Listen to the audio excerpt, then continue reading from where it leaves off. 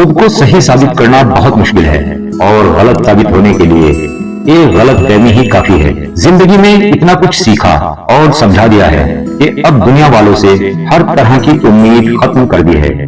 دو ہی راستے سمجھ میں آتے ہیں، ایک رب کا اور ایک ماں کا۔ سانپ کو ساری عمر شہد چٹائیں تو بھی وہ زہر تھوکنا نہیں چھوڑتا۔ اسی طرح کچھ لوگوں پر چاہے کتنا ہی خلوص لٹائیں وہ ڈسنے سے باز نہیں آتے، کیونکہ فطرت نہیں بدلتی۔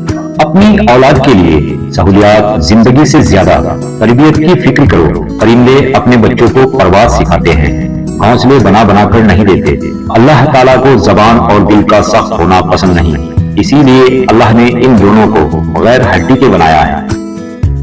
کسی فیصلے کے وقت اگر بات قرآن تک پہنچ ہی جائے تو فیصلے قرآن کے اوپر ہاتھ رکھ کر نہیں بلکہ اس کے اندر سے پڑھ کر کریں۔ مشکل وقت میں ہمیشہ دعا مانگو۔ جہاں انسان کا حوصلہ ختم ہوتا ہے وہاں سے اللہ پاک کی رحمت شروع ہوتی ہے۔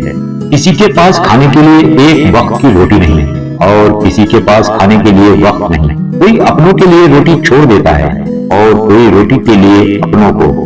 رب کہتا ہے کسی کو تکلیف دے کر مجھ سے اپنی خوشی کی دعا مت کرنا۔